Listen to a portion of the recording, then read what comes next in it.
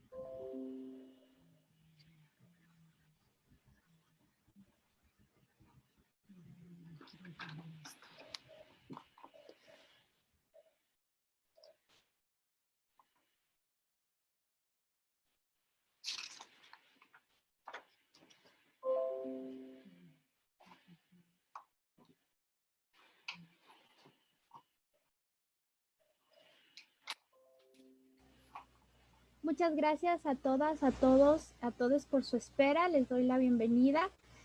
Hoy día nos va a acompañar para moderar este espacio del segundo día Raiza Vargas. Ella es abogada, es secretaria redactora de la Comisión de Educación, Cultura, Ciencia y Tecnología. Raiza, bienvenida, te doy la palabra.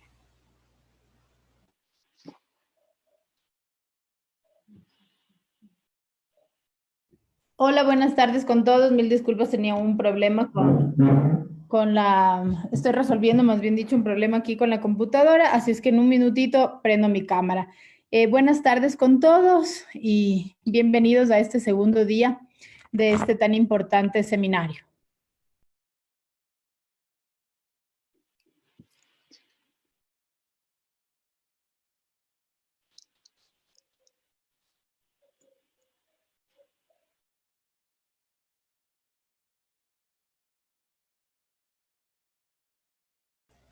Muchísimas gracias, Raiza. Bueno, vamos a empezar, para lo cual le voy a pedir a Raiza que ya pueda explicarnos metodológicamente cuál va a ser el orden de las ponencias del día, pueda presentar al primer ponente y poder iniciar con el trabajo. Les recordamos que las preguntas se realizarán al finalizar todas las exposiciones, las pueden hacer tanto por esta vía en Zoom como al revés de nuestras redes sociales.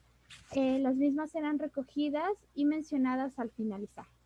Raiza, te doy paso para que puedas presentar a nuestro primer ponente y la explicación metodológica. Muchísimas gracias.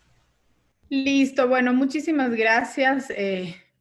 Bienvenidos a este segundo día de este importante seminario. Bueno, yo voy a dar paso al primer ponente, que en este caso será Vladimir Andosilla. Vladimir es asesor parlamentario y él pues expondrá o dará su ponencia sobre el proceso sancionatorio y disciplinario en la reforma de la LOEI. Vladimir Andosilla es abogado con conocimientos en derecho constitucional, derecho penal, defensor de los derechos humanos, asesor de organizaciones sociales y actualmente asesor de la asambleísta Yanine Cruz. Damos paso entonces a Vladimir. Vladimir, bienvenido. Puedes iniciar tu ponencia. Solamente recordarte pues que el tiempo que tienes para esta intervención, así como los demás participantes, será de 15 minutos. Tomar en cuenta eso. Bienvenidos a todos nuevamente y doy paso a Vladimir Andosilla con el primer tema. Muy buenas tardes con todas, con todos. Deseo agradecer al Instituto de Género y Diversidad de la Universidad Central del Ecuador y a la Comisión de Educación, Cultura, Ciencia y Tecnología de la Asamblea Nacional por haber organizado este evento. Voy a compartirles unas diapositivas que hemos trabajado. No sé, Raiza, ¿me puede confirmar si es que se miran las diapositivas? Sí, Vlad. Sí, podemos verlo perfectamente. Bueno, ayer se habló sobre algunos elementos importantes que tiene la reforma a la LOI, principalmente en los ámbitos de algunos cambios que tienen que ver con los temas de derechos, con los temas de la educación intercultural. Pero hay un cambio importante que lo iremos profundizando que tiene que ver con los mecanismos de prevención de la violencia. Y en ese marco, de la violencia escolar, y en ese marco está enmarcado los sistemas disciplinarios y sancionatorios. Antes de iniciar al tema, yo quiero dejarles algunos datos. La educación general en la actualidad en el Ecuador. En el Ecuador, en estos momentos, existen 4.337.414 estudiantes en la modalidad de educación ordinaria, de los cuales 49.109 son estudiantes con discapacidad y existen 215.606 docentes, de las cuales 154.519 son mujeres y 600.000 son hombres. Nuestro país, como en Latinoamérica, en los últimos años ha crecido la desigualdad y la exclusión social, situación que se agrava con la emergencia sanitaria causada por el COVID. Las escuelas latinoamericanas no están exentas de la violencia. Muchas se convierten en lugares peligrosos en los que ocurren robos, homicidios, abusos sexuales, amenazas, así como otras formas de violencia. Según las cifras del Ministerio de Educación, desde el 2014 a junio del 2020, se receptaron 10.616 denuncias sobre violencia sexual, de las cuales 3.592 se referían a casos al interior del sistema educativo, de las cuales se registraron 11.610 víctimas. Este es un cuadro en el cual se establece la distribución del nivel de víctimas y el total de porcentajes. En general, se establece que ha existido el 11.7% de presuntas víctimas serían hombres y el 88.3% serían mujeres.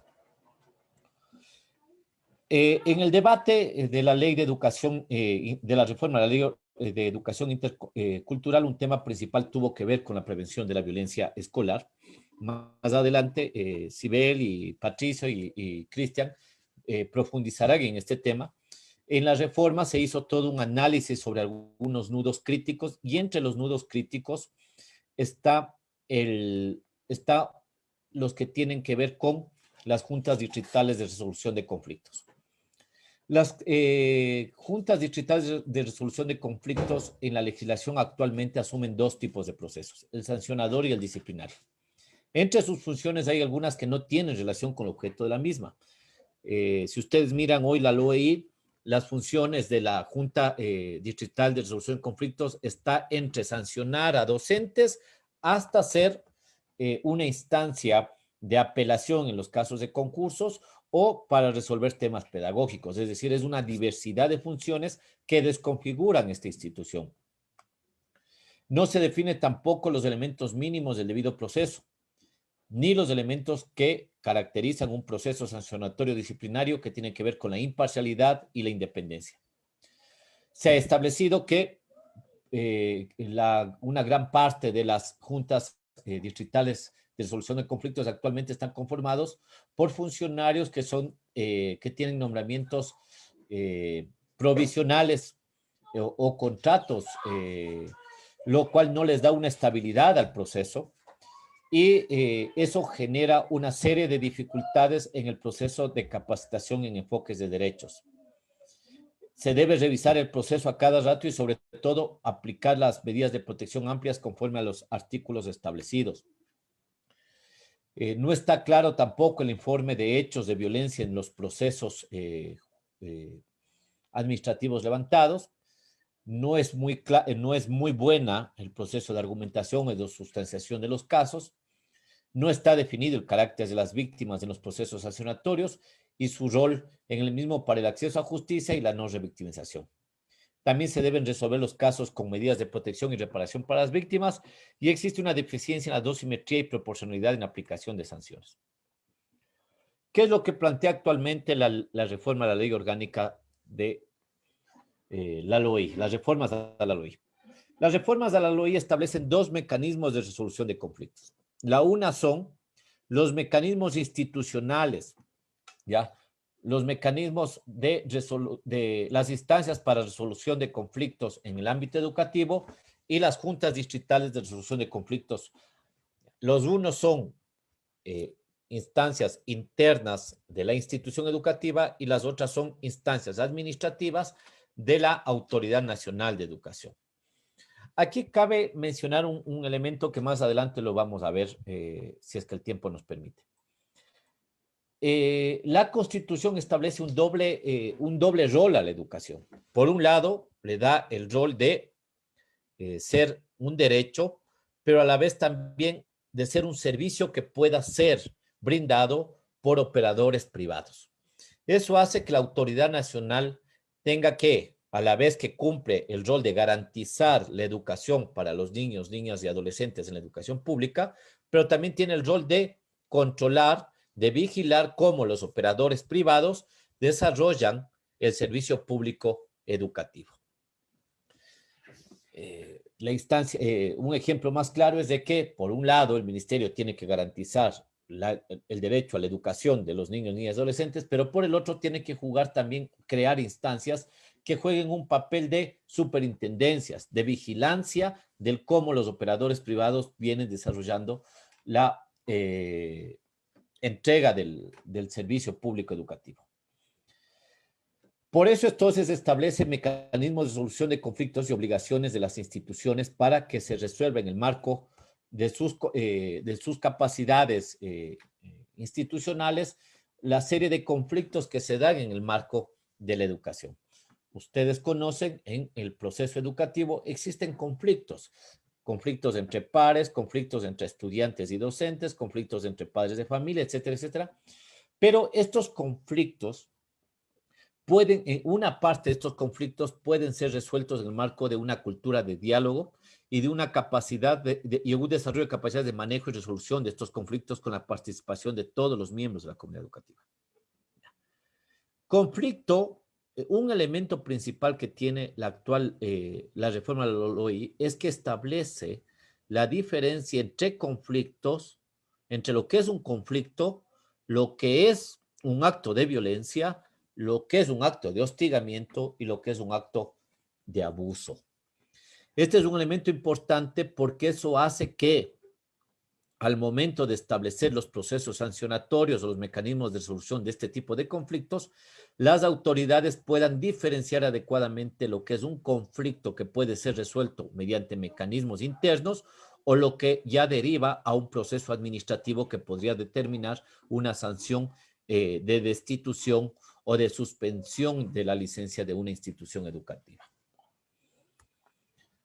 En ese marco, entonces, se reconfigura las juntas distritales de resolución de conflictos, se deja como instancias de resolución de los conflictos,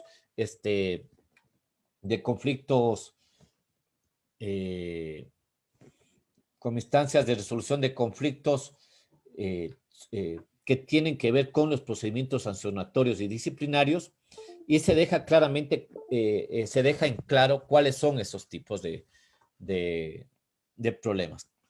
Entonces, la Junta Distrital de Conflictos sería un ente autónomo conformado por 3 abogados elegidos mediante concurso de oposición y méritos que durarían 6 años en sus puestos y que tendrían estas atribuciones: vigilar la correcta aplicación de la ley, conocer y resolver los sumarios administrativos que se hayan dispuesto sobre faltas graves y muy graves, conocer y resolver procedimientos sancionatorios contra instituciones, representantes legales o directivos, conocer y resolver los informes motivados sobre incumplimiento de obligaciones de autoridades, conocer y resolver las apelaciones de las sanciones, recibir en audiencia a docentes, dictar medidas de protección y las demás que establezca el reglamento y la ley. Un elemento importante en la reforma es que se separan dentro de la Junta Distrital, se separa tanto el rol sustanciador como el rol sancionador.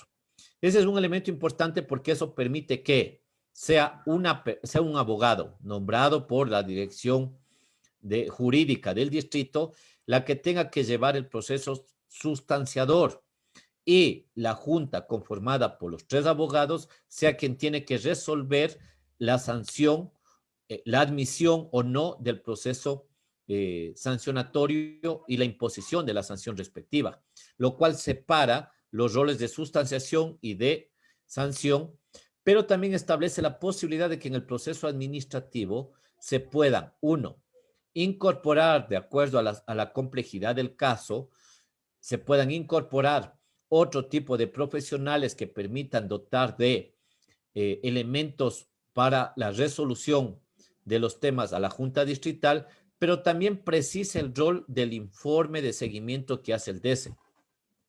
Se quita el papel exclusivo de denunciante del DECE y se establece que en el marco del proceso sancionatorio de creer necesario, la Junta puede solicitar al DECE un informe de seguimiento a las víctimas o presuntas víctimas de los procesos que se den. Otro elemento importante que se da en los cambios es el proceso de control que establece la LOI. La reforma a la LOI establece al control como un conjunto de actividades continuas orientadas a retroalimentar y mejorar el servicio educativo, generando condiciones de eficiencia y eficacia, y le genera la obligación al ministerio el de regular el proceso de control de los establecimientos educativos. Se generan procesos de control interno, institucional y externo, y se amplía el proceso de control de la autoridad nacional tanto a la auditoría educativa como a la intervención a esas instituciones educativas. Y se establece claramente cuáles son las causales por las cuales únicamente puede darse la intervención de la autoridad nacional en esas instancias privadas. Un segundo elemento que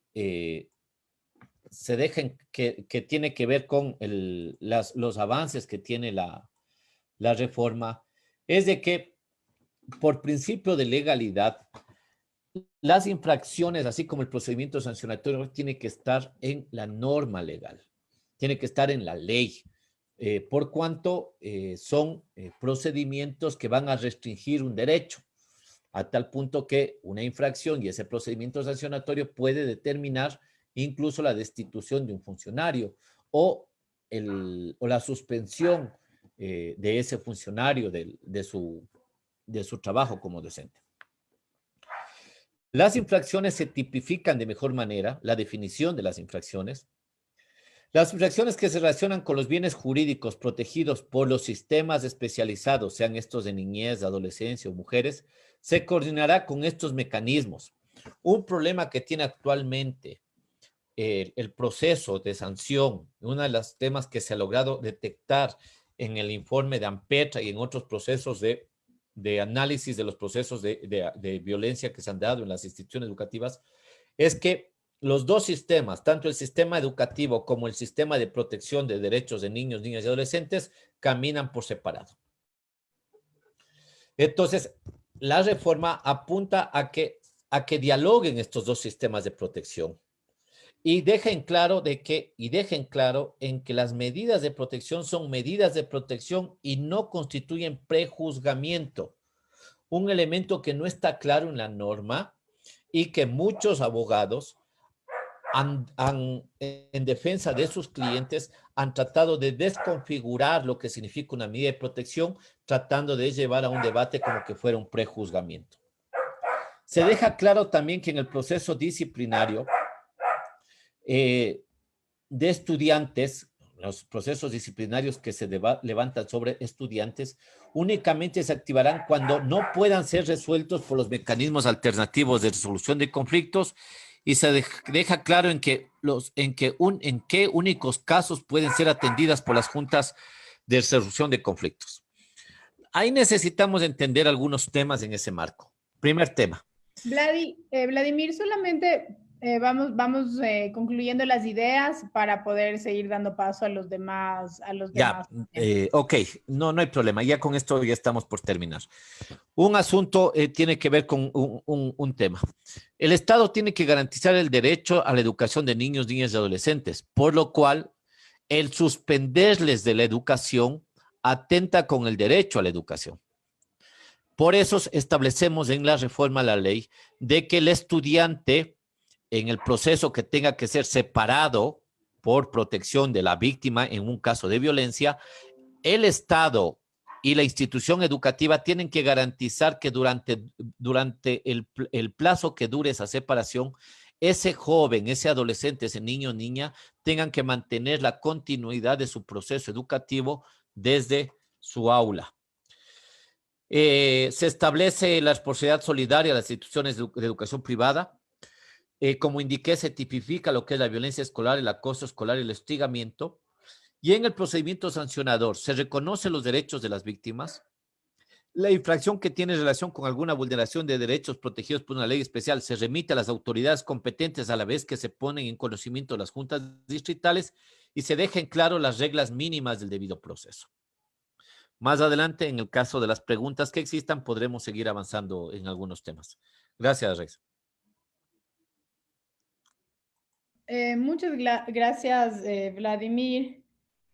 Vladimir, por esta exposición. Bueno, como habíamos mencionado al inicio de este taller, las preguntas las vamos a canalizar pues al final de todas las exposiciones de los participantes. Nuestro siguiente ponente es Patricio Benalcázar, igualmente asesor parlamentario. Patricio me ha informado que está con algunos problemas de conexión, entonces, a ver, voy a confirmar si está Patricio ya con nosotros en la plataforma. Sí, está con nosotros ya. Listo, entonces, Patricio ya solucionó sus problemas. Voy a dar paso entonces a la exposición de Patricio Benalcázar, quien también es asesor parlamentario y quien nos expondrá esta tarde respecto a la reflexión sobre la propuesta de reforma a la LOEI. Patricio es abogado, magíster en Derechos Humanos y Litigio Estructural por la Universidad Andina Simón Bolívar, es especialista en Derechos Humanos también por la Universidad Andina Simón Bolívar y tiene un doctor en Jurisprudencia y Ciencias Políticas también por la Universidad Central del Ecuador. Y actualmente es asesor parlamentario de la asambleísta Silvia Salgado y del Grupo Parlamentario y Fronterizo y Grupo Parlamentario de Derechos Humanos de la Asamblea Nacional. Damos paso entonces a Patricio. Voy a activar el micrófono. No, Patricio lastimosamente está con problemas de conexión.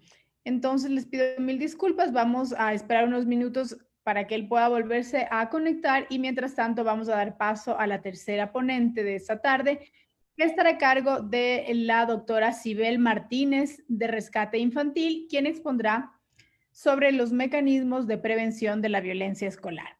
Sibel Martínez es doctora en jurisprudencia, es licenciada en ciencias sociales, directora del Grupo Rescate Escolar, vicepresidenta del Consejo de Protección de Derechos de Quito, consejera nacional defensorial de la niñez y adolescencia, miembro del Consejo Consultivo de la Niñez y Adolescencia del Distrito Metropolitano de Quito, es columnista, ex columnista invitada de diario El Telégrafo, docente invitada a los cursos avanzados de Derechos Humanos, Niñez y Adolescencia en el Ecuador. Salud adolescente y juvenil, cuerpos y sensibilidades en la Universidad Andina Simón Bolívar. Bienvenida, Sibel Martínez, a esta tarde de hoy. Doy paso a su exposición.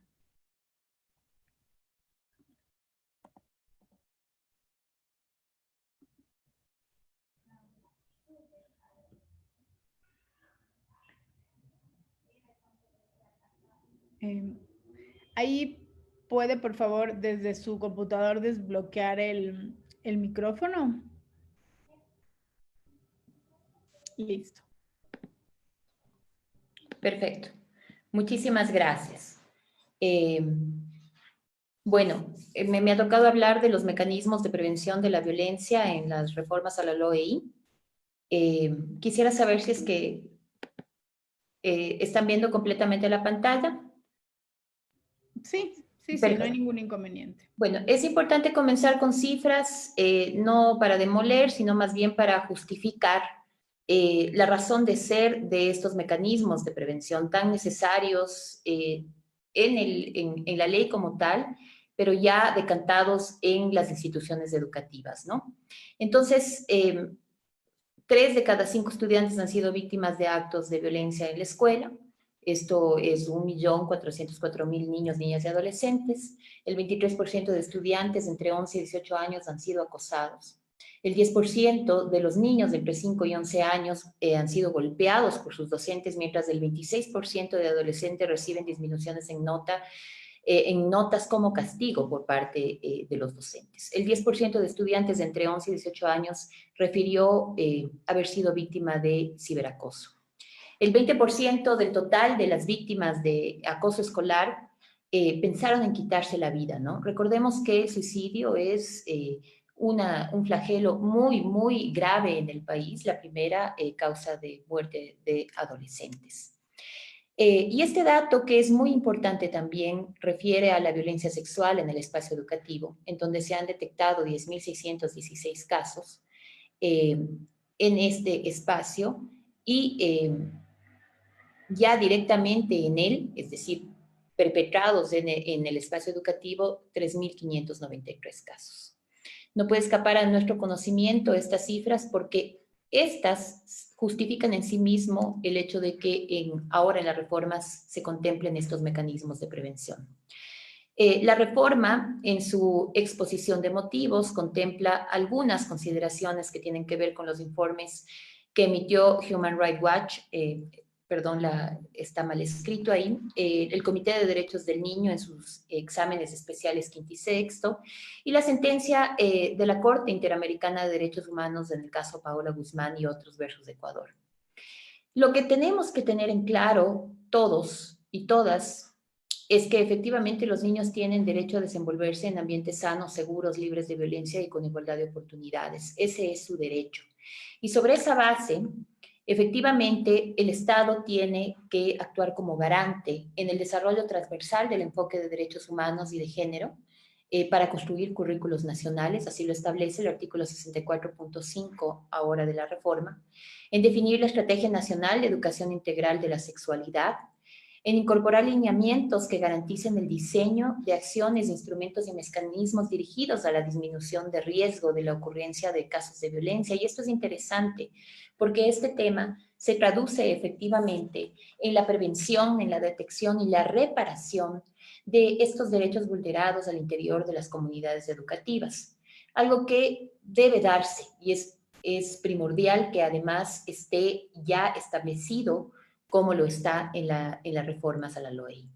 Hay que capacitar, sensibilizar y formar a los docentes. Eso también es supremamente importante, algo que hemos visto como un patrón recurrente en los temas de violencia escolar que manejamos en Grupo Rescate Escolar.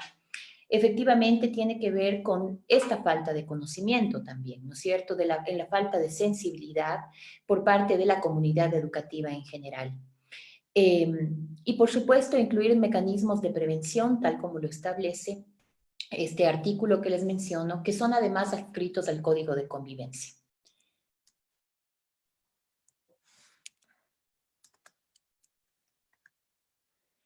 La ley establece también la creación, el diseño y la implementación, para ser exactos, del Plan Nacional para la Erradicación de la Violencia en el Contexto Educativo. Y da unos lineamientos a efectos de construir este plan que estará en manos de los consejos de igualdad, del ente rector de la justicia y de derechos humanos en el país, de la Defensoría del Pueblo y, por supuesto, de la Autoridad Educativa Nacional. Y esto es muy interesante porque ya comenzamos a hacer tangible lo que debería contener o tener, ¿no es cierto?, una política pública a efectos de prevenir, atender y reparar la violencia en el sistema educativo. Y el plan contiene, como lo establece el artículo 64.7 o numeral 7 de la reforma, la definición de comportamientos violentos que se intentan prevenir y atender, el análisis de las causas primarias de esta conducta, no agotarse únicamente con la sanción, sino más bien hacer un análisis más exhaustivo de qué las provoca. Identificar los grupos sociales en riesgo es muy importante, con esta mirada de interseccionalidad. Seguro Vladimir habló ya de los enfoques que contempla esta norma, que deben contener, en donde la centralidad de los niños es lo medular, ¿no?, si queremos prevenir y atender estos flagelos. Este plan formulará sistemas y mecanismos de prevención y atención de la violencia escolar, con recursos cognitivos, emocionales, sociales. Va a incorporar también una investigación estadística, muy importante también, porque lo que no se mide no se mejora. Y por supuesto también evaluará y medirá los resultados de estas intervenciones, ¿no? De igual manera, la ley como tal prevé mecanismos de seguimiento, de evaluación y recomendación a la política pública, que además tiene como objeto, estamos analizando este punto que tiene que ver con la prevención de la violencia en el sistema educativo. Aquí la ley también contempla algo que es interesante y es que de lo nacional pasa a lo local y establece que parte de estos mecanismos o de este desarrollo de los mecanismos más bien tiene que ver con la autoridad educativa, por supuesto, la Defensoría del Pueblo, los consejos de igualdad y también los consejos cantonales de protección de derechos. Esto es muy interesante porque de manera articulada se va a sentar en la mesa tanto las entidades nacionales como locales, en este caso reflejadas en los consejos cantonales, que tienen experticia en estos temas porque lo recibimos a diario. Yo como vicepresidente del consejo puedo decir que en efecto tenemos varios casos y conocimiento en donde quizá el análisis de casos vaya a ser la diferencia a la hora de prevenir y atender de forma importante y tangencial este tipo de violencia. Da definiciones la ley y eso también es muy, muy importante. Por años hemos pasado sin conocer lo que verdaderamente es el acoso escolar, por ejemplo, qué significa el hostigamiento académico y este término quizá un poco desconocido hoy por hoy nos ayudará a entender que también existen maltratos crueles por parte de los adultos de las comunidades educativas, en este caso docentes, autoridades, en contra de los niños y adolescentes que allí estudian, o que el acoso escolar, por ejemplo, no se agota únicamente en la parte directa, que puede ser física, psicológica, o de exclusión social, sino que también es indirecta y que también pasa por fuera de las paredes de las entidades educativas. Y entonces, un análisis de la definición, no me quedaré en ella, es muy interesante porque nos da parámetros, ¿no es cierto? Y ya nos dice considerar acoso, hostigamiento, conflicto escolar, que en el conflicto escolar siempre va a existir. La diferencia o lo importante es diferenciarlo de lo que tiene que ver ya con hechos violentos o actos violentos en la escuela. Y por supuesto la cultura de paz, que es a lo que todos nosotros deberíamos bregar, ¿no? Y poner nuestro mayor esfuerzo. En temas de prevención de la violencia en las escuelas, como les decía, ya no es algo volitivo, ya no es un tema de que simplemente una institución educativa considera que debe hacer una charla o considera que debe capacitar quizá o sensibilizar a la comunidad educativa, sino que hay parámetros establecidos a efectos de prevenir, atender y reparar la violencia. Y con ellos bajar, si ustedes quieren, estos índices de violencia que existen en las comunidades educativas. Y entonces hay que destacar este tema, ¿no es cierto? Porque yo aseguro que la implementación de estos mecanismos, de estos planes, programas, proyectos al interior de las entidades educativas van a asegurar un cambio en la cultura escolar en materia de violencia, lo cual es interesante. Y como les decía, como no es algo volitivo, deben haber mínimos establecidos en estos mecanismos. Entonces se da un listado, digamos, de lo que debería contener estos planes, programas y mecanismos en general a efectos de bajar estos índices de violencia y hacer este cambio en la cultura escolar. Y hablamos de expectativas claras y definidas de los comportamientos escolares, de acciones disciplinarias graduales y consistentes, no algo que les salga del estómago a quien está dando una sanción, sino es algo que ya está previamente definido. En la capacitación de los docentes, ¿no es cierto?, en temas de violencia tan necesarios, en el desarrollo de técnicas no violentas para resolver conflictos. Asimismo, en promover conductas sociales positivas, en alfabetismo emocional como primer paso a la construcción de la empatía, en habilidades de gestión de ira, en aprecio a la diversidad y el respeto a sus compañeros. Y eso es interesante porque también tenemos que hablar de escuelas inclusivas, ¿no es cierto? Y sobre esa base también, como ustedes ven en el listado, hay que poner un límite a la competencia desleal, hay que fomentar la solidaridad, la empatía, la colaboración, incorporar también como les decía, en el plan y que también decanten los mecanismos, una información estadística, ¿no? Midiendo los resultados y evaluando los efectos a largo plazo de la implementación de estos mecanismos en cada institución. Y finalmente, un poco la idea es crear escuelas compasivas, entendiendo que la compasión no es pena, ¿no es cierto? Es tener la posibilidad de solidarizarse, de apiadarse del otro y hacer o no hacer algo en su contra. Y es algo que este enfoque o los enfoques con los que ha sido manejado las reformas a la ley va a permitir ahora sí en las comunidades educativas hacer este cambio tan necesario. Otra cosa que es muy importante y vale la pena comentar es también la obligatoriedad que van a tener las instituciones educativas de establecer métodos alternativos de resolución de conflictos, en donde efectivamente se hace una distinción en la norma, que no se trata, ¿no es cierto?, de mediar hechos violentos, porque la violencia no se media, pero si hacemos bien el trabajo y se puede prevenir, detener, detectar con anticipación estos hechos violentos, bien podríamos utilizar el diálogo, la mediación, ¿no? Como para poder manejar estos conflictos y entonces evitar que en las escuelas el conflicto escale y se vuelva violento.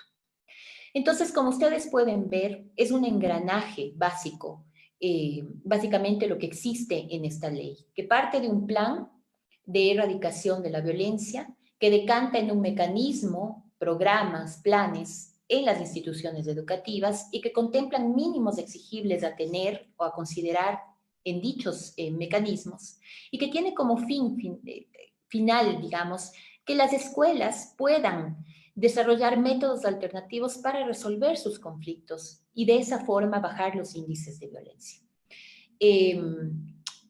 Creo que ahí me quedo. Sí, muchas gracias. Cualquier pregunta, bueno, adicional, me imagino que será al final.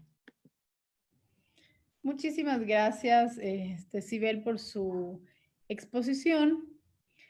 Continuando justamente para completar las ideas en este panel del día de hoy, voy a dar paso ahora sí a Patricio Benalcázar, pues que ya resolvió sus problemas con el tema de la conexión y que se encuentra ya conectado en la tarde de hoy. Bueno, doy paso entonces nuevamente con una pequeña presentación a Patricio Benalcázar, asesor parlamentario, abogado y magíster en Derechos Humanos, litigio estructural por la Universidad Simón Bolívar. Bienvenido, Patricio. Te cedo la palabra para que inicies tu exposición. A ver, un segundito, voy a activar el micrófono. Ahí, por favor, desde tu computador. Gracias, Raiza. Buenas tardes con todos y con todas. Mil disculpas por este problema que tuve. Se me fue el internet repentinamente. Yo quisiera compartir con ustedes, si me permiten compartir la pantalla. Sí, por favor, está activo. Okay.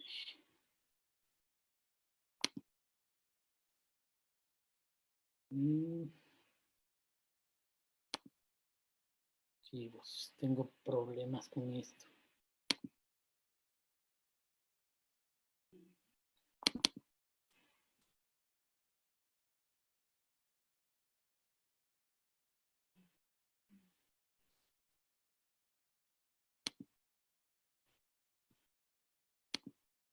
Bueno, tengo algunos problemas con esto. Voy a seguir para no perder el tiempo.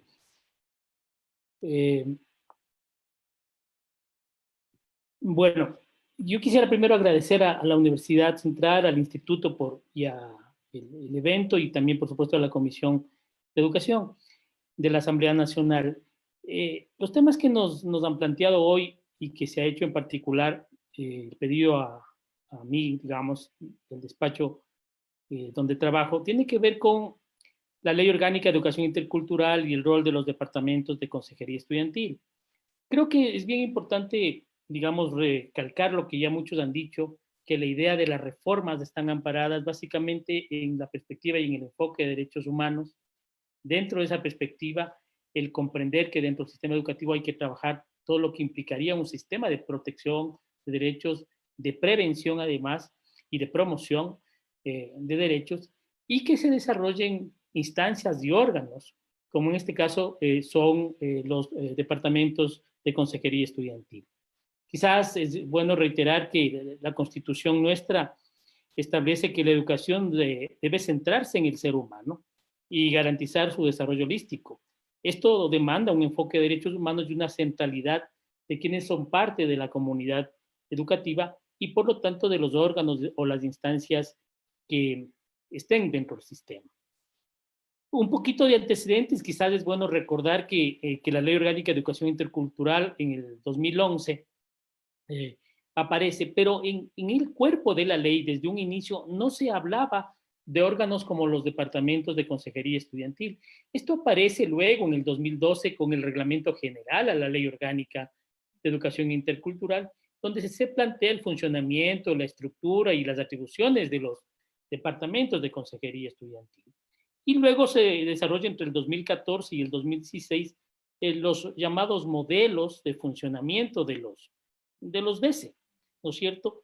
Y posteriormente, en el 2018, cuando se instituyó la Comisión Especializada Ocasional AMPETRA, se da cuenta de que el rol que cumplían los DECE era muy importante en un buen porcentaje de casos, de causas, llegaba al 63% de las instituciones que tenían DECES, que de alguna manera atendían los casos de abuso sexual, de abuso psicológico, de maltratos en el sistema educativo. Ya en el 2018, en el primer debate, digamos, de la ley de la LOEI, se presenta en este primer informe un proyecto de reformas que incluye un capítulo relativo en general a la protección de derechos de la comunidad educativa e incluye la prevención y la erradicación de la violencia en el ámbito educativo. Es decir, ya se hace un abordaje general. Para el año 2019, el Ministerio de Educación hace un trabajo muy importante con Plan Internacional, en el cual se sistematizan los casos y las buenas prácticas y también los nudos críticos que tenía este denominado modelo de funcionamiento de los departamentos de consejería estudiantil. La UNICEF también en el 2020, conjuntamente con la organización Plural Consultoría, hace un estudio sobre el diseño de la política pública de prevención de la violencia sexual contra niños, niñas y adolescentes en el contexto educativo, un poco planteándose un modelo de gestión y un costeo de implementación de ese modelo. Pero ¿qué es lo que tiene ese modelo que les decía desde 2014 al 2016 se desarrolló en el país, de los departamentos de consejería estudiantil? Es un modelo que plantea brindar atención integral a los estudiantes, plantea acompañar su proceso de formación, el desarrollo integral de los niños, niñas y adolescentes en sus procesos de participación activa en toma de decisiones, plantea también prevenir los riesgos y problemáticas sociales que se presenten en la comunidad educativa y plantea finalmente promover la convivencia armónica entre los actores de la comunidad educativa. Ese era el modelo que se desarrolló allí, es decir, el propio Ministerio de Educación, cuando hacía sus comparecencias en la Asamblea Nacional, mencionaba que era un triángulo donde en el centro esté el estudiante y la estudiante, ¿no es cierto? Y se relaciona esta estudiante con su entorno escolar, con su entorno familiar y con el entorno comunitario. Y en esa lógica plantea el trabajo de los DES, es decir, tratando de hacer una comprensión global. Y ese modelo desde el 2016 ya incluía algunos enfoques de funcionamiento, ¿no? Y esos enfoques cruzan el tema de derechos, el tema de género, el tema del bienestar estudiantil, el tema de la interculturalidad, la intergeneracionalidad, el enfoque inclusivo y pedagógico también. Así, eso es lo que planteaba, digamos, el modelo. En esta evaluación que hizo Plan Internacional con el Ministerio de Educación, nos da algunos datos que son relevantes para el diálogo. El primer dato, reconocer que el 14% de instituciones educativas en el país cuentan con DECE. Es decir, cerca del 76% no tienen DECE como instituciones educativas, y ese es un grave problema. Se habla entonces que hay cerca de 3.323 profesionales DECE para atender a más de 4.500.000 estudiantes. Eso tiene implicaciones en lo concreto, en la realidad. Una de ellas es que la asignación numérica de un profesional de ese implica atender a 675 estudiantes. Ustedes podrán entender esa sobrecarga de trabajo y la poca efectividad para abordar temas de violencia, de necesidades educativas especiales y de un trabajo además interdisciplinario necesario. ¿Es verdad? Entonces, ahí se van presentando algunos problemas que salen de esta evaluación de estos modelos. También, obviamente, se exige competencias y capacidades a los profesionales de ese que en general no tienen. Por ejemplo, temas de orden legal, de orden pericial, de orden de contención emocional, incluso el manejo de sistemas de protección para la derivación de casos, se convertían en problemas para los profesionales de ese de acuerdo a ese reporte. Otro de los problemas que se ubicó tiene relación con la distribución del trabajo de los profesionales de ese. Vean ustedes que en ese informe se habla que los profesionales de ese tenían intervención en casos concretos de un 34%, un seguimiento de casos de un 23% de su tiempo, la detección de casos de un 16%, la derivación de casos de un 14%, y solo el 13% para promover y prevenir la afectación de derechos o la vulneración de derechos.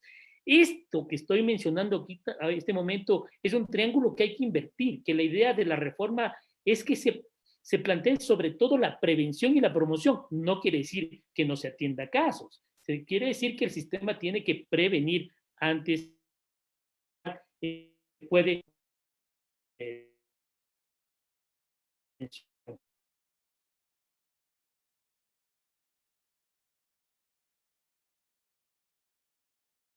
que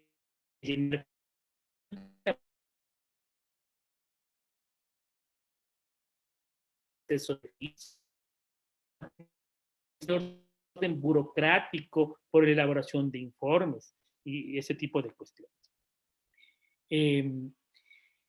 A esto se suma la reflexión que hicimos ya, digamos, en la comisión respecto a las obligaciones internacionales.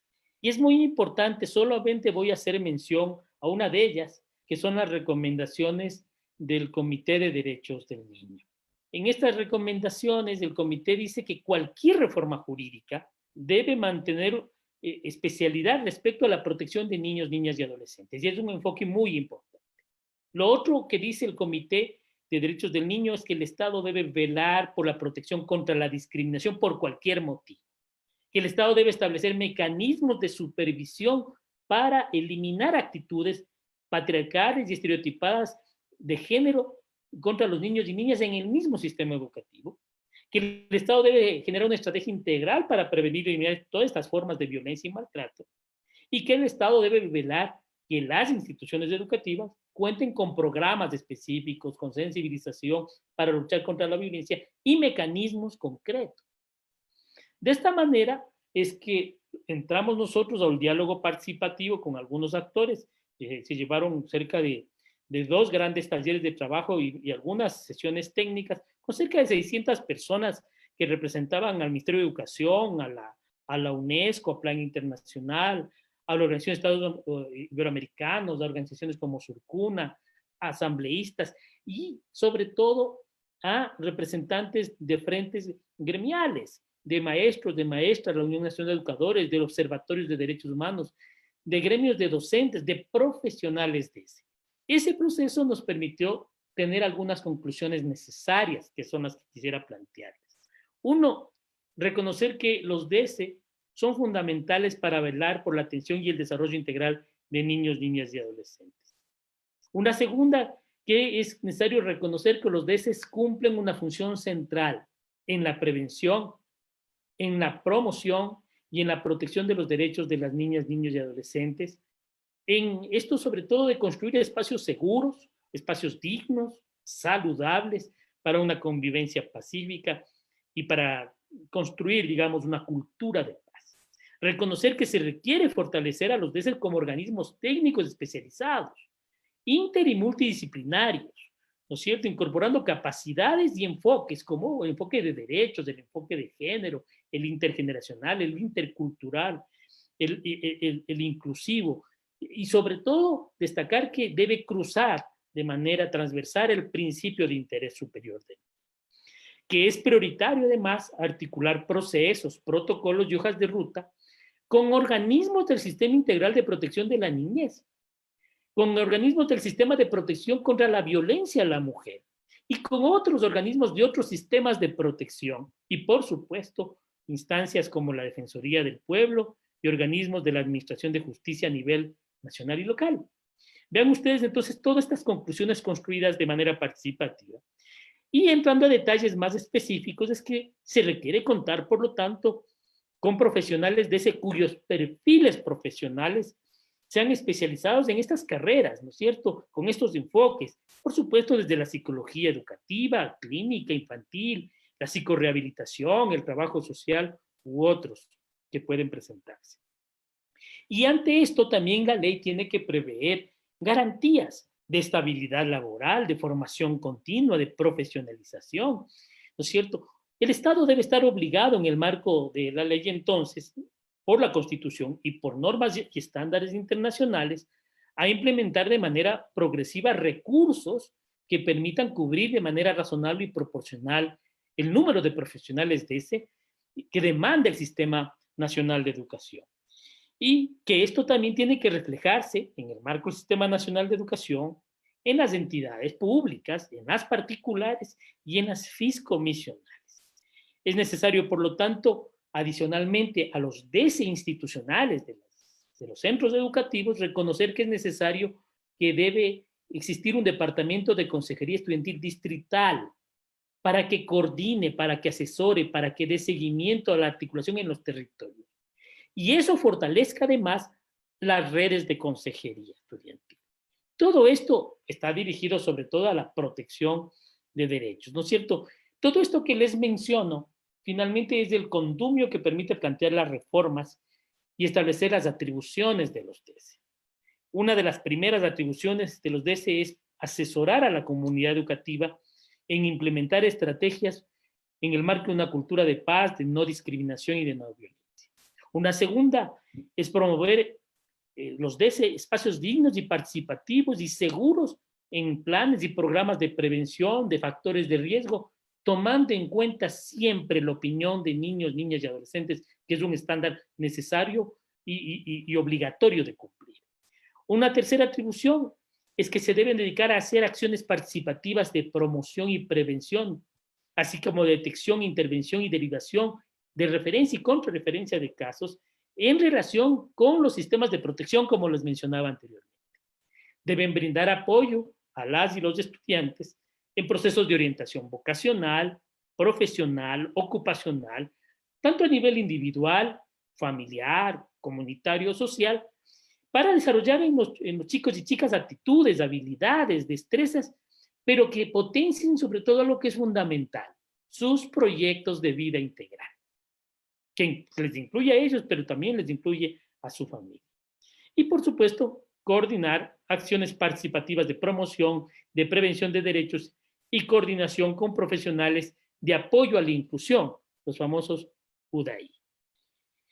Ese es el gran marco, digamos, de las atribuciones. El Departamento de Consejería Estudiantil estaría dentro de los organismos de las instituciones educativas, porque hay otros órganos de las instituciones educativas, y este sería uno, digamos, orgánicamente necesario.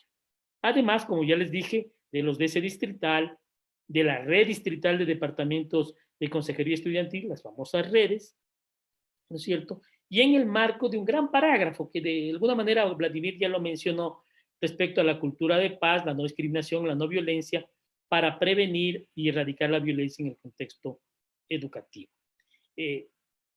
Cuando yo hacía mención al tema del Comité de Derechos del Niño, tengo que decirles también que fue de gran impacto y muy importante la sentencia en el caso Albarracín versus Ecuador, que lo tomamos muy en cuenta también para hacer las valoraciones en el marco del sistema de protección.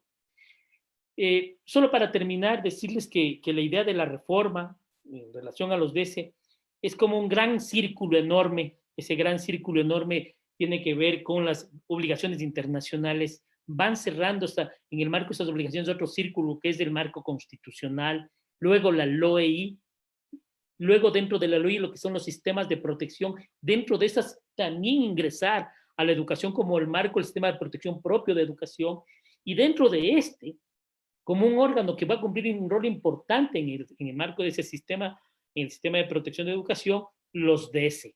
Y por supuesto, en el corazón de todo esto, los niños, niñas y adolescentes. Ese es el enfoque, digamos, que nos hemos planteado en la reforma en relación a los departamentos de consejería estudiantil en el marco de la Ley Orgánica de Educación Intercultural. Qué pena no haber podido compartir la filmina, pero con mucho gusto les puedo compartir para que les puedan luego distribuir. Esta es la intervención. Muchas gracias. Muchísimas gracias, Patricio, por tu intervención y por los valiosos comentarios pues que nos has hecho conocer la tarde de hoy. Vamos a dar paso al siguiente ponente de la tarde de hoy, que es Cristian Paula, del Instituto de Investigación en Igualdad, Género y Derecho de la Universidad Central del Ecuador. Él hará su ponencia respecto a la LOEI y los retos en la educación y los retos de la educación superior desde el enfoque de género y derechos. Cristian Paula es licenciado en Ciencias Jurídicas y abogado de los Tribunales de la República del Ecuador por la Universidad Católica del Ecuador, magíster en Derechos Humanos y Democratización para América Latina y el Caribe por la Universidad San Martín de Argentina. También es docente y director del Instituto de Investigación en Igualdad, Género y Derechos de la Universidad Central del Ecuador y socio de la Fundación Pacta. Bienvenido, Cristian, a la tarde de hoy. Muchas gracias por estar con nosotros y pues doy paso a su exposición, solamente recordándole que pues cuenta con un tiempo aproximado de 15 minutos.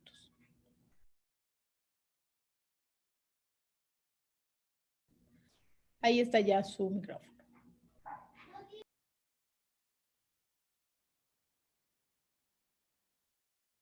Bueno, buenas tardes con todas, todos, todes. Reciban un cordial saludo desde la Universidad Central del Ecuador. Igualmente un saludo a todas y todos los expositores del día de hoy, a todas las personas asistentes y un especial agradecimiento a la Comisión de Educación, Ciencia y Tecnología de la Asamblea por colaborarnos en este espacio académico de reflexión en una reforma tan importante que es la reforma a la Ley Orgánica de Educación Intercultural. Y lo que yo voy a hablar en esta exposición es qué retos trae esta ley para la educación superior. Porque generalmente cuando se piensa en que se reforma la ley de educación intercultural que está enfocada a la educación básica, a la educación primaria y secundaria, a la educación básica, no tiene efectos en la educación superior. Y vamos a ver justamente cómo estas reformas sí plantean repensarse de las universidades para que los espacios educativos sean espacios más seguros, más equitativos, más respetuosos y todo lo que deberían mejorar las universidades para formar docentes con otro enfoque respecto a su proceder y a sus mecanismos y pedagogías de enseñanza. En la primera parte voy a hablar de las obligaciones nacionales e internacionales en educación y derechos humanos que tiene el Estado ecuatoriano. Primero quiero ser enfático en que la Constitución del Ecuador en el artículo 27 marca ciertas características del derecho a la educación y que es importante que las tengamos en consideración porque habla que el derecho a la educación tiene que darse en el marco del respeto a los derechos humanos, tiene que ser intercultural, incluyente y diversa, impulsará la equidad de género, la cultura de paz y tiene que tener este enfoque de ejercicio de derechos. El derecho a la educación es un puente y un mecanismo para el ejercicio de los derechos, por lo que estas características del derecho a la educación tienen que estar de manera explícita y desarrollada tanto en la Ley Orgánica de Educación Intercultural y obviamente también en la Ley Orgánica de Educación Superior, pero es importante recordar que la educación no solo es un servicio público, sino también es un derecho, y como servicio y como derecho, como decía Vladimir, debe tener cierto tipo de características, y este derecho, el derecho a la educación, es un derecho motor que permite a las personas tener mayores herramientas para mejorar sus condiciones materiales de vida. El enfoque de género y derechos humanos, como ya lo vimos, es una característica en el artículo 27. Si vamos al artículo 347 de la Constitución, cuando nos habla la Constitución de las obligaciones del Estado en materia educativa, justamente nos establece asegurar ambientes con enfoque de derechos, educación en sexualidad, educación en ciudadanía y erradicar todas las formas de violencia. La ley para prevenir y erradicar la violencia contra las mujeres, en el artículo 24 nos habla de las obligaciones que tiene el ente rector de la educación básica y en el 25 de la educación superior. Y justamente en el primer literal de estos dos artículos, obliga a las entidades rectoras de la educación básica y superior a generar políticas públicas con enfoque de género respecto a la prevención y erradicación de la violencia contra las mujeres, niñas, niños y adolescentes.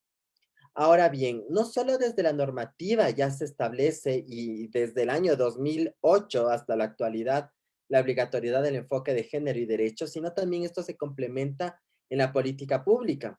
La Ley Orgánica para Consejos de la Igualdad, el Plan Nacional para el Buen Vivir y la Agenda Nacional para la Igualdad de Derechos de Mujeres y Población LGBTI. Por lo que tenemos las dos vertientes, tanto normativa como de política pública, en esta obligación de transversalizar. Ahora bien, la ley vigente, la que está siendo reformada, ¿será que adecuadamente combinaba estos enfoques? Y también tomemos en cuenta que la ley para prevenir y erradicar la violencia contra las mujeres se aprobó en el año 2018. Sin embargo, la obligatoriedad de aplicar el enfoque de género y derechos humanos viene desde el mandato constitucional del año 2008.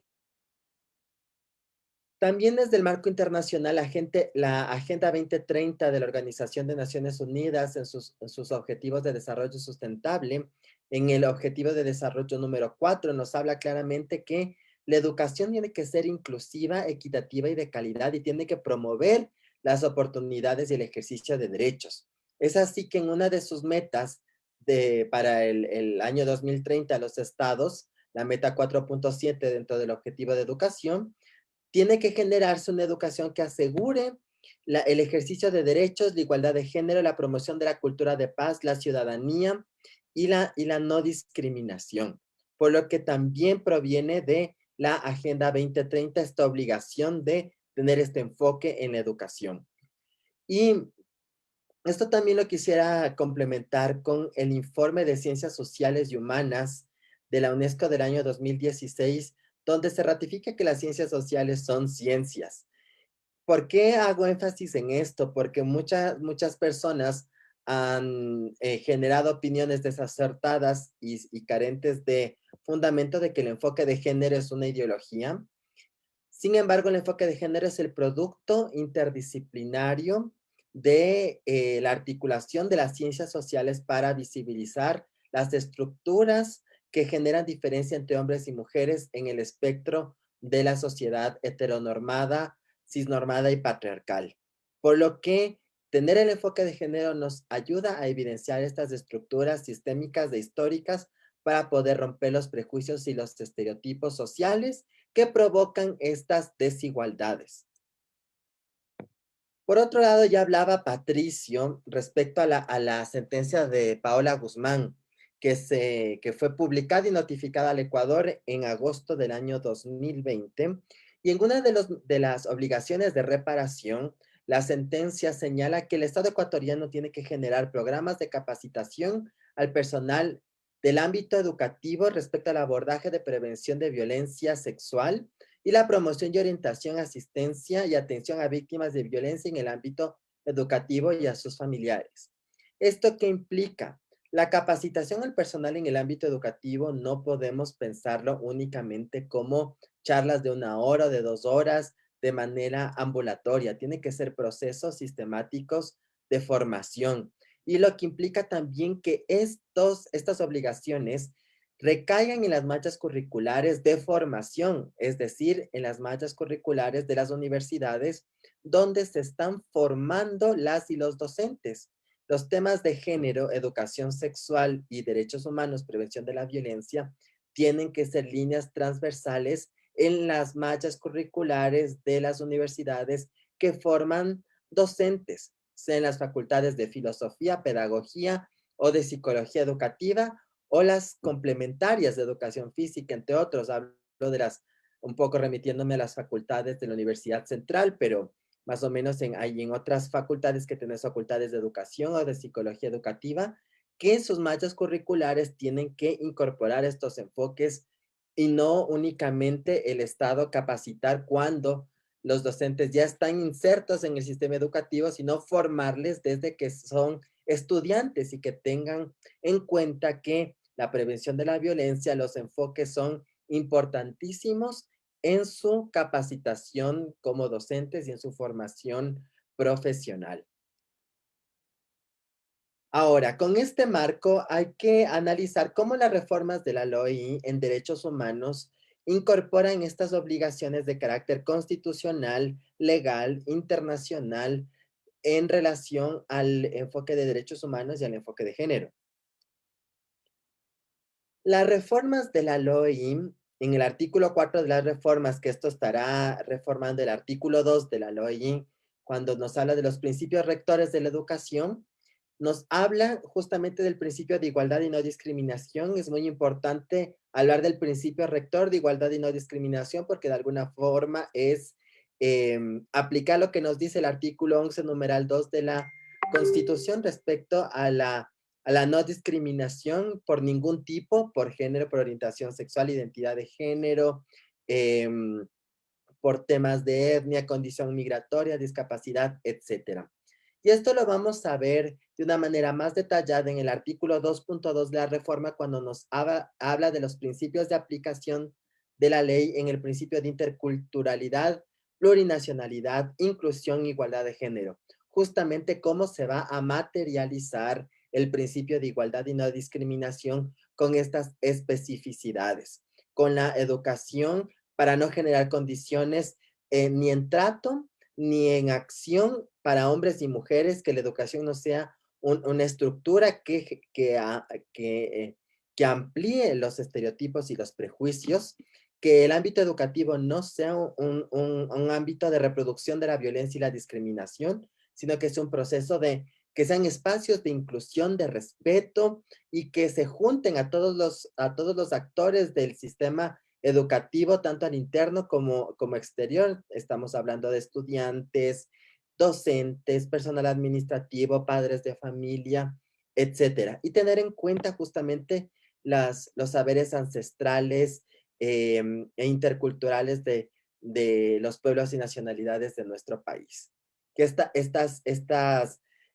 si bien esto está en la Constitución y si bien esto está en los estándares internacionales, es importante que se materialice en la Ley Orgánica de Educación Intercultural para que sea eje transversal en la dinámica educativa primaria y secundaria.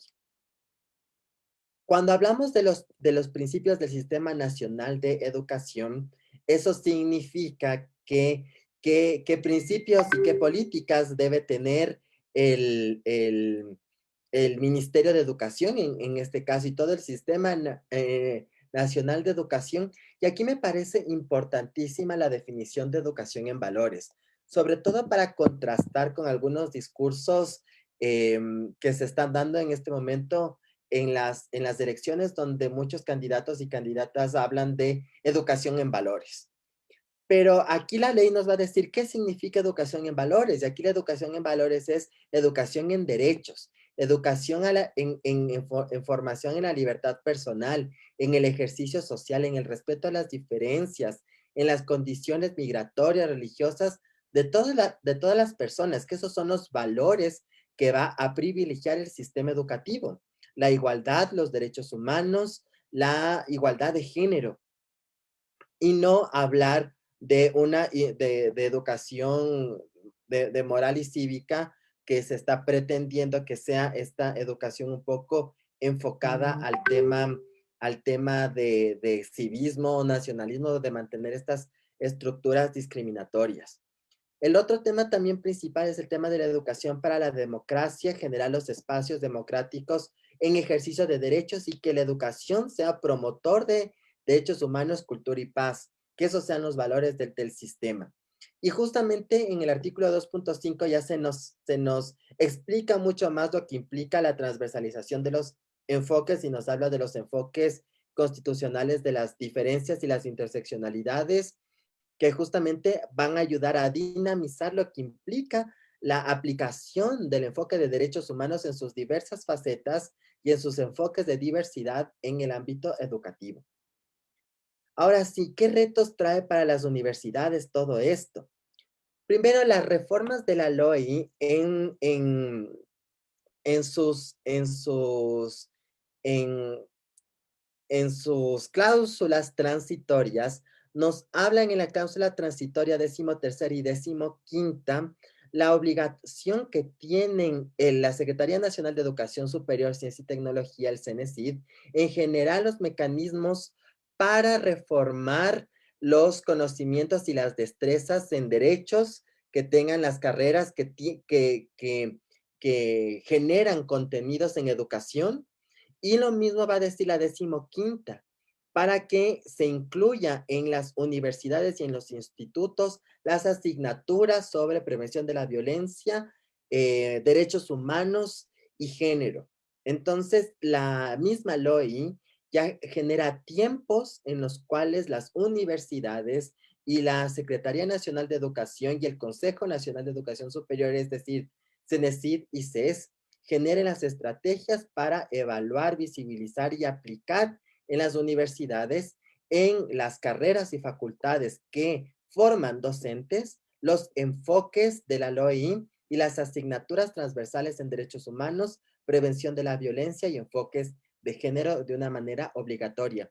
Que esto no solo permite desarrollar y movilizar a la LOI, sino también nos permite de alguna manera comenzar a cumplir las obligaciones de la sentencia del caso de Paula Guzmán. Las universidades, entonces, ¿qué tienen que hacer de manera general? Es aplicar lo que hablaba el día de ayer Nicolás de la UNESCO, que es el Programa Mundial de Educación en Derechos Humanos, que la primera etapa está enfocada en la educación básica y media, pero la etapa segunda está enfocada en la educación superior. Entonces, las universidades, el CES y el CENESID tienen que crear las políticas y medidas de aplicación conexas para que el Ecuador tenga una política de educación en derechos humanos, para que la educación superior sea un motor de ejercicio de derechos y que las carreras tengan estos enfoques, no solo las de enseñanza y las de pedagogía o las de filosofía o de psicología educativa, sino que todas las carreras, que todas las disciplinas tengan enfoques de derechos, generar una política nacional y una estrategia por cada una de las universidades, crear procesos, instrumentos de enseñanza que se pueda reflejar la aplicación del enfoque de derechos humanos de manera multi e interdisciplinaria a través de materiales, manuales, pedagogías relativos a los enfoques de derechos humanos. Generar líneas de investigación dentro de las universidades para que puedan crearse tanto proyectos de investigación como líneas de investigación para que todas las ramas puedan investigar en temas de derechos humanos relacionados a sus ramas, sea no solo formación en temas de pedagogía o educación o filosofía, sino también como trabajo social, como medicina, como derecho, como ingeniería, pueden relacionar sus disciplinas a los derechos humanos, mejorar los entornos de aprendizaje, es decir, enseñar a las universidades a cómo mejorar sus condiciones de respeto, de protección de derechos, pero también que en las facultades que forman docentes les enseñemos lo que nos está planteando la LOI, los mecanismos de protección, cómo van a funcionar los DECES, cómo van a dialogar con los sistemas de protección de derechos, para que todas las y los docentes sepan cómo actuar cuando evidencian este tipo de situaciones. Y la educación y perfeccionamiento profesional, es decir, mantener capacitado y formado al personal, tanto de docentes, pero también al personal dentro de las universidades, docentes, estudiantes, investigadores, investigadoras, profesional administrativo en derechos humanos. Esta es la verdadera educación en valores, educación en derechos humanos y género. Estas políticas del Programa Mundial de Educación en Derechos Humanos de la UNESCO se complementa ya con lo que nos habla la Ley Orgánica Integral para Prevenir y Erradicar la Violencia contra las Mujeres, que en el artículo 25 es enfática en manifestar la obligación de las entidades de educación superior en diseñar políticas de educación con enfoque de género, diseñar e implementar campañas de sensibilización, crear y articular protocolos de prevención de la violencia, implementar en todas las mallas curriculares la enseñanza de derechos humanos de las mujeres con la eliminación de estereotipos que legitiman la violencia, establecer mecanismos de detección, desarrollar programas de formación dirigidos al personal administrativo y de instituciones de la educación superior. Y aquí hay un tema que estas líneas probablemente no han sido aplicadas de manera efectiva por los entes de educación superior, sea CENESID, CES, y también es una obligación de vigilancia de la Secretaría de Derechos Humanos, que es la encargada de vigilar la aplicación de esta ley, y por qué no de la misma Comisión de Educación, Ciencia y Tecnología de la Asamblea fiscalizar a las entidades de educación superior, a las entidades rectoras y a la Secretaría de Derechos Humanos en cómo están aplicando el artículo 25 de la Ley Orgánica Integral para prevenir y erradicar la violencia de género en la educación superior, sobre todo ahora que tenemos que tener especial énfasis en generar los mecanismos de reparación de la sentencia de Paula Guzmán y ahora también implementar las reformas de la LOI. En temas de discapacidad, la LOI en las disposiciones generales y transitorias justamente nos refuerza la necesidad de transformar y hacer accesible la educación superior a las personas con discapacidad, y esto se va a complementar con las reformas transitorias de la LOES, la 23ª y la 28ª, que ya les decía a las universidades en implementar mecanismos de accesibilidad, mejorar la accesibilidad física, las condiciones de aprendizaje para personas con discapacidad. Entonces la LOEI estaría reformando lo que la LOES ya les obliga a las universidades en mejorar mecanismos de accesibilidad y metodología. Pero si lo hacen las universidades, ya como conclusiones, a través de una política general y unas directrices internas de educación con enfoque de derechos humanos, que tenga un paraguas generada por las entidades de educación superior, sería lo mejor, para que la educación con derechos humanos esté aplicada en la docencia, en la investigación, en la vinculación y en la convivencia.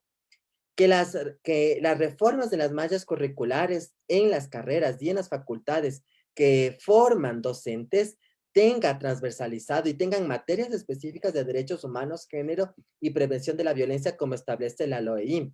En convivencia, generar especialmente mecanismos de accesibilidad en temas de interculturalidad y discapacidades, y la accesibilidad también significa eliminar los mecanismos de violencia, es decir, aplicar a rutas de protección y enseñar a los docentes cómo utilizar las rutas de protección que se van a crear con las reformas de la LOI. Y la evaluación de las políticas en educación superior y educación en derechos humanos, tanto en educación básica y superior. Creo que la Asamblea y la Comisión tienen esta responsabilidad de hacer un seguimiento tanto al Ministerio de Educación como al CENESID y al CES, que apliquen y desarrollen el Programa Mundial de Educación de Derechos Humanos de la UNESCO y de Naciones Unidas, para que se creen las políticas de transversalización, tanto en la educación básica y superior, y así logramos armonizar las reformas de la LOI, la LOES, la Constitución y los estándares internacionales de derechos humanos en materia educativa. Con eso termino, agradezco y felicito el espacio. Muchísimas gracias, Cristian, por la exposición, también a todos los participantes en el panel de hoy, a Patricio, Vladimir, a Sibel. Gracias por su conocimiento compartido en esta tarde de hoy. Voy a dar paso ahora a las preguntas que nos han hecho llegar los asistentes a este seminario de hoy. La primera pregunta va dirigida para Patricio y dice: En cuanto a pensar en el rol de los deses, ¿cómo descender o pensar su rol en el contexto actual? Patricio, Vladimir, Acibel.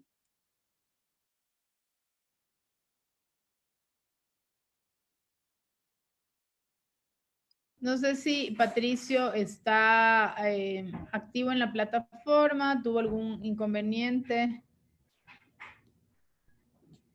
Y si no, hasta mientras que podamos solucionar, ¿sí?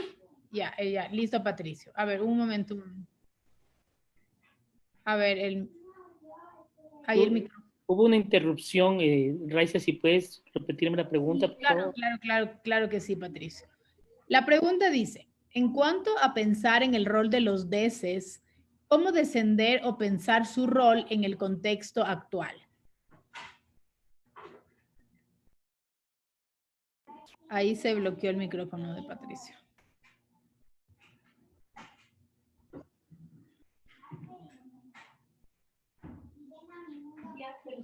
Listo, ahí está el micrófono. Sí, ahí está abierto. Efectivamente, el tema de la pandemia fue un asunto que de una manera, digamos, imprevisible, cruzó todos los temas y también en el ámbito educativo. Generalmente el rol de los DS era un rol que lo venían desempeñando in situ, ¿no es cierto? Porque en el marco de la comunidad educativa se desarrollaba, digamos, las problemáticas, las necesidades, las limitaciones, las afectaciones de derechos a los niños y adolescentes y por lo tanto la actuación de prevención, de promoción o de protección de los DS. El contexto actual lo que ha generado, digamos, por el aislamiento o el confinamiento, son nuevas problemáticas, ¿no es cierto?, de niños, niñas y adolescentes en sus entornos más bien de orden familiar. Y hemos conocido que ha habido un aumento de violencia de género, de temas de maltrato y demás, en los espacios más íntimos. Y allí se presenta una problemática de intervención en realidad, que genera limitaciones. Es ahí en donde, digamos, tendremos que hacer una reflexión de cómo van a cumplir los DESES ese rol de prevención, de promoción de derechos articulados a sistemas de otros sistemas de protección que puedan estar más cerca de las comunidades, ¿no es cierto? Más cerca de las familias, más cerca de los sectores de las barriadas en general, y que puedan ser aquellos actores importantes de intervenir en hechos que puedan significar afectación de derechos de niños, niñas y adolescentes. Ya, eso por un lado. Si estamos hablando de confinamiento o si estamos hablando de aislamiento de niños y niñas que no pueden ir a la escuela, a las instituciones educativas. Sin embargo, de ocurrir, digamos, un retorno, la garantía de los derechos tiene que ejecutarse a través de los mecanismos ya establecidos, ya previstos, ¿no es cierto? Pero con nuevos elementos, ¿no es cierto? Con elementos de garantizar, sobre todo, temas de orden más estructural, que están articulados a poder acceder a la conectividad, que están articulados a garantizar de que no haya maltrato en el entorno familiar y, por supuesto, en el entorno comunitario y en el entorno de la comunidad educativa. Ahí habrá que hacer algunas innovaciones. Nos parece que hay una gran oportunidad en la presentación del informe para el segundo debate en relación a incorporar estos nuevos mecanismos en el marco de la pandemia. Ahí hay un reto en realidad.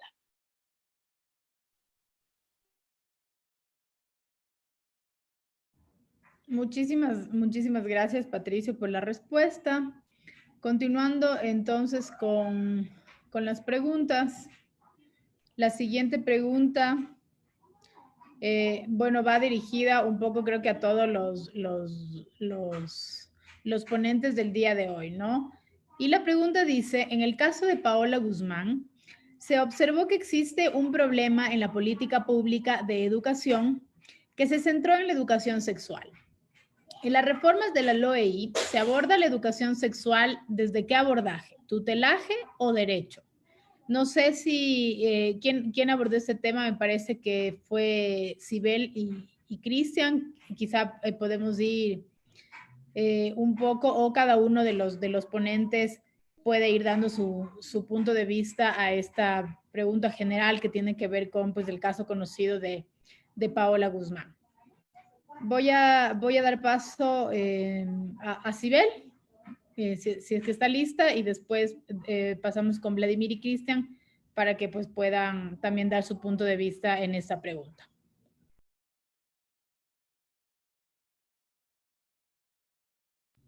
A ver, ahí un segundo, el micrófono de Sibel, por favor. Ahí está. Sí, muchísimas gracias. Bueno, yo comencé justamente comentando también la sentencia. Efectivamente, porque cuando en algún momento tuvimos la oportunidad de reunirnos para trabajar con Vladimir bueno, con el equipo de la comisión, entendíamos que este debe ser o debe tener, las reformas debían tener justamente este análisis, ¿no? Es decir, todo lo que contempla eh, la sentencia y lo que nos dice respecto a la educación sexual, sí, como tiene que ser, y ahí coincido con Cristian cuando comenta cuando nos decía con claridad, que no deben existir ningún tipo de discriminación y que se debe trabajar sobre la base de los enfoques, ¿no es cierto? Y no entender igual a la ideología de género, ¿no es cierto? Como mucho se escuchó durante sus debates. Como la perspectiva de género, que es lo que de verdad tiene que transversalizarse en todos estos temas. Entonces yo sí considero, y de acuerdo a lo que establece las reformas y en lo que a mí respecta a la prevención de los mecanismos, en donde se habla efectivamente de la obligatoriedad que se tiene de trabajar en educación sexual integral, basada en evidencia científica y si es que es así, efectivamente con un enfoque de derechos, no de tutelaje. Si es que estaríamos hablando de tutelaje, estaríamos retrocediendo en derechos y la idea de habernos demorado tanto, digamos, en poder lograr estas reformas, tenía mucho que ver primero con hacer caso a lo que ha determinado tanto el Comité de Derechos del Niño, la sentencia de Paola Guzmán, que estableció estándares para prevenir y proteger a las niñas, niños y adolescentes de la violencia sexual en contextos educativos, que por primera vez además dio una definición clara de abuso, de acoso en estos entornos, y que efectivamente determinó además que para prevenir la violencia sexual se debe entregar o dotar a las comunidades educativas, específicamente a los niños, niñas y adolescentes, de una educación sexual integral, entendiéndola como no un acelerante de las relaciones sexuales, sino más bien como una herramienta de prevención. Sobre esa base, efectivamente, y habiendo visto el trabajo que hizo la comisión, indiscutiblemente no es un tema de tutelaje, es un tema de derechos humanos. No puede haber otra forma de analizar este tema. Si es que fuese así, estaríamos en un retroceso, un flagrante retroceso de derechos en temas de salud sexual y reproductiva de los niños, niñas y adolescentes. Muchísimas gracias, Sibel. Vladimir, igualmente en el contexto de esta misma pregunta.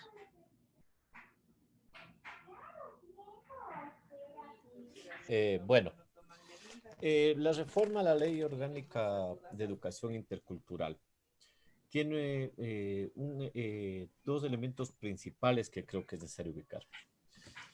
En general, podemos decir que es una ley que tiene un desarrollo de la concepción del derecho a la educación, tiene un proceso de modernización, de una visión más progresista de lo que tenía la ley anterior.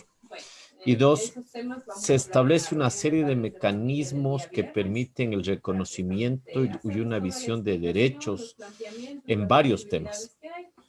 Uno de ellos es indudablemente la educación sexual, vista desde un derecho de los jóvenes, de los niños, niñas y adolescentes a recibir esa educación y una obligación del Estado de garantizar ese tipo de educación. Se establece la obligatoriedad de crear un plan, una estrategia nacional de educación sexual y se establecen una serie de enfoques. que permitirán, que se convertirán en los lentes para que los funcionarios, las autoridades, puedan ir resolviendo ya en los hechos concretos la serie de dificultades, de problemas que se dan.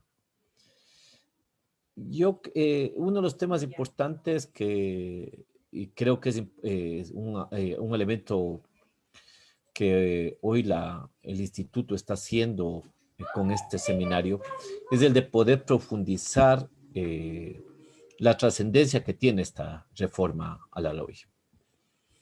Esta reforma tiene elementos como los que estamos debatiendo hoy, lo que tiene que ver con la violencia escolar, los mecanismos de prevención, los mecanismos de detección de la violencia escolar, sea física, sexual, etcétera, etcétera. Tiene también elementos, como ayer se señalaban, en torno a los derechos de los docentes, de los estudiantes en general, pero genera una estructura de avanzada en varios temas. Yo creo que es necesario que la academia profundice estos debates. Por ejemplo, hasta qué punto, es un tema que el viernes se tratará, pero por ejemplo, el tema de la autonomía del sistema de educación intercultural y la construcción de un currículo con una autonomía epistémica desde los pueblos y nacionalidades indígenas, afroecuatorianas y montubios, por ejemplo. El caso que hoy estamos tratando tiene algunas aristas. La una es los diálogos de los sistemas de protección de derechos. El otro tiene que ver con los temas de derechos de educación sexual. Pero hay un elemento que no lo hemos profundizado y que es el tema de que el sistema de educación asume su rol y su capacidad de reparar las violaciones y las vulneraciones a derechos que se pueden dar desde, obviamente, las competencias que el sistema de educación no puede hacer, pero reconoce la capacidad que el Estado, tiene para reparar vulneraciones de derechos. Y eso es un tema importante que necesitamos profundizarlo, porque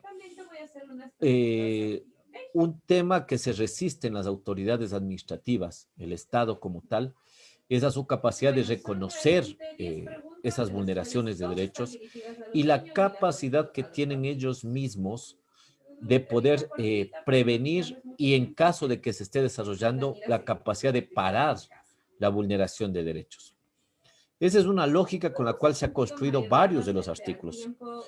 Sibel se ha referido y si los asistentes pueden analizar esa reforma de mejor manera, se irán viendo cómo vamos generando una serie de responsabilidades a las propias autoridades frente a las propias autoridades institucionales de cada institución educativa, valga la redundancia, para que tengan ellos la responsabilidad no solamente de denunciar la violación, sino la responsabilidad de poder parar en el caso de que exista o que se esté desarrollando ese proceso de vulneración. Y eso me parece que es un tema importante porque reconocemos el Estado, reconocemos de manera más profunda lo que significa garantizar derechos por parte del Estado. Más allá de una repetición del artículo 3, numeral 1, sino cómo la norma va adaptándose al desarrollo de esta obligación. Eso. Muchas gracias, Vladimir. Cristian, también por favor, dentro del marco de esta misma pregunta respecto del caso de Paola Guzmán, voy a activar su micrófono. Y yo solo quisiera complementar de lo que han dicho Sibel y Vladimir, más bien motivar a las personas asistentes que verifiquen que las reformas a la LOI hay una sección puntual sobre los mecanismos de protección y hay una sección que habla de prevención, del abordaje, de la complementariedad con los otros sistemas de protección y de la reparación. Entonces tiene todos los elementos de la debida diligencia que trae consigo los estándares de derechos humanos, que es prevención, investigación, sanción y reparación. Y en el plano de la prevención, no solo estamos hablando en la prevención respecto a generar mecanismos para entender lo que es el abuso y la violencia sexual, sino cómo la educación con un enfoque de género y de derechos humanos trae consigo otra cultura en el sistema educativo, otra cultura y otra conciencia. Y creo que eso es importante que tengamos en cuenta. Entonces, cuando hablamos de la prevención desde la transformación de los patrones socioculturales del sistema educativo en las mallas curriculares, en la convivencia, como mecanismo de prevención, y después de manera clara y acertada desarrollar los sistemas de protección y reparación, entonces ya estamos haciendo un abordaje de derechos y no de tutela, donde las personas son, y sobre todo niños, niñas y adolescentes, son sujetos y sujetas de derechos que tienen participación individual y colectiva, y sobre todo los mecanismos en los cuales interactúan cuando sienten violencia van a tener mayor capacidad de abordaje, sobre todo con la nueva idea de los DESES, y sobre todo también cómo van a relacionarse con los sistemas de protección de derechos cuando el sistema educativo, supongamos así, no logra abordar de manera efectiva el caso de violencia, actúa a su vez el sistema de niñez o el sistema de protección de derechos de las mujeres de manera ágil, y sobre todo con la vigilancia de los sistemas de política pública de protección. Como nos explicaba Sibel, se activará la Defensoría del Pueblo, los consejos de protección cantonales de protección, los consejos nacionales de igualdad. Entonces hay una articulación importantísima donde se ve a las niñas, niños y adolescentes y a todas las personas que son parte del sistema educativo como sujetos principales de derechos. Obviamente, no este es el fin que busca las reformas, pero esto no se va a cumplir si es que no hacemos efectivamente la transformación sociocultural a quienes somos parte de los sistemas educativos, tanto en universidad, escuelas, colegios y autoridades.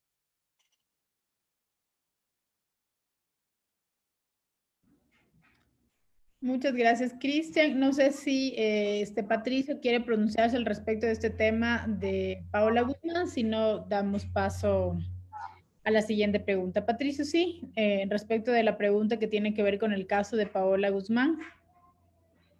Listo, a ver, un momento. Bueno, yo solo quisiera complementar a lo que ya se ha mencionado y a partir de la exposición que hice, ¿no? Del rol que tienen los departamentos de consejería estudiantil, donde un rol fundamental es el tema de la prevención, ¿no es cierto? Y acogiendo, digamos, la perspectiva que planteaba Cristian en relación a la formación sistemática, permanente en enfoque de derechos, en temas de género, ¿no es cierto? Me parece que ahí cumplen un rol supremamente importante como órgano, además que está permanentemente en las instituciones educativas. Eso es sumamente importante, ¿no? Cuando la sentencia de la Corte Interamericana plantea los mecanismos, pues esos mecanismos son concretos, es decir, son cosas tangibles, y ese rol cumplen los DESE en la prevención. Y por supuesto en la promoción y protección. Y cuando se habla de la protección de derechos, no se habla de los DESE como una instancia aislada, sino articulada como el propio sistema educativo a otros sistemas.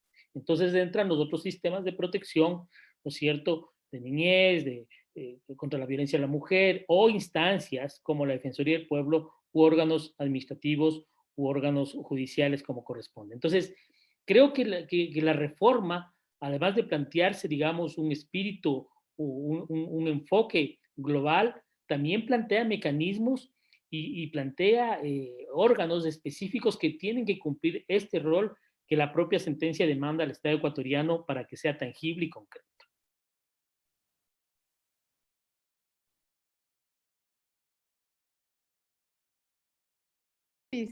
Listo, muchas gracias Patricio, a todos los ponentes que pues abordaron esta cuestión respecto del caso de Paola Guzmán. La siguiente pregunta va dirigida para Cristian y dice lo siguiente: ¿cómo colocar en las mallas curriculares el enfoque de derechos humanos? Pues no solo basta con aumentar lecturas o textos. Voy a activar su micrófono, Cristian. Sí, justamente lo que implica la educación con enfoque de derechos humanos es generar una transformación de lo que significa el cómo dar y enseñar clases en la docencia, la investigación, el vínculo y la convivencia. Entonces, esto significa que, por ejemplo, si estamos hablando en el plano de las universidades, significa que cómo vamos a generar este entendimiento, por ejemplo, que la Facultad de Medicina no solo forma médicos y médicas, sino que genera profesionales que facilitan el acceso al derecho a la educación a las y los ecuatorianos, ecuatorianas y personas que viven aquí. Entonces es una transformación de la cultura de la impartición de clases. Lo que implica justamente y lo que señala el programa de educación de derechos humanos de la UNESCO es generar una política nacional que también generen directrices institucionales donde nos permitan hacer mecanismos de sensibilización, por un lado, para romper los prejuicios y estereotipos estructurales. En el ámbito de género, por ejemplo, es cómo rompemos estereotipos que califican a la mujer como, qué sé yo, a la mujer como la que está obligada a los cuidados y el hombre el que está obligado al trabajo productivo. ¿Cómo hacemos que la educación rompa esto? ¿Cómo hacemos que el color rosado esté específico para mujeres y el azul para los hombres y lo que eso significa discursiva y colectivamente? ¿Y esto qué va a significar? Sensibilización en el área de emotividad. Esto también va a generar mecanismos de reforma inter y transdisciplinaria en el abordaje metodológico. Esto va a necesitar de que las y los docentes piensen sus mallas curriculares, piensen sus sílabos, porque obviamente no solo significa el cómo doy las lecturas que aplico, sino qué ejemplos pongo cuando hago un ejemplo de matemáticas, un ejemplo de educación física, un ejemplo de ciencias naturales, y hago un ejemplo basado en estereotipos y prejuicios, o hago un ejemplo que esté libre de estos prejuicios y estereotipos. Entonces hay muchos mecanismos para aplicar el enfoque de género que comienza con la formación y la sensibilización, y recaen también ya en la formación académica de las y los docentes y en la formación académica de las y los estudiantes, además de la promoción de los derechos. Es decir, cómo las entidades educativas van a promocionar la igualdad y no discriminación, los mecanismos de protección, la reparación, cómo vamos a generar mecanismos de arte, de reflexión para abordar estos temas. Y creo que esto implica varios tareas para reformar el sistema educativo, pero esto es un reto importantísimo que requiere de nuestro compromiso y sobre todo de nuestra capacidad de transformación. Muchísimas gracias, Cristian. Y a todos los ponentes en esta tarde de hoy. No tenemos más preguntas por parte de las personas que han acudido a este seminario, este segundo día del seminario. Y pues, bueno, agradecerles en primer lugar pues a Vladimir Andosilla, asesor parlamentario, quien de una manera muy didáctica nos hizo conocer pues cuál es el proceso sancionatorio y disciplinario de que se encuentra ahora en la reforma a la LOEI y que pues está ya para debate, para segundo debate en el Pleno de la Asamblea Nacional.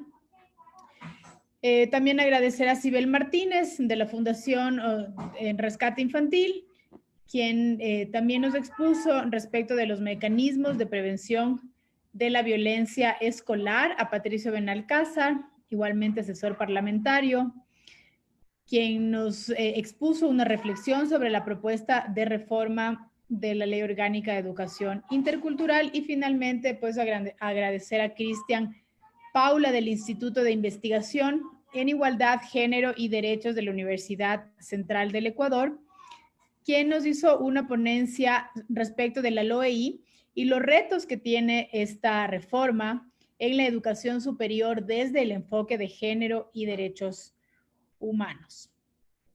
Con esto damos por finalizado el segundo día de este seminario, y pues les agradecemos por su presencia. Nuevamente a los 4 ponentes que tuvimos en la tarde de hoy, agradecerles por su participación, por la transmisión de sus conocimientos, a las personas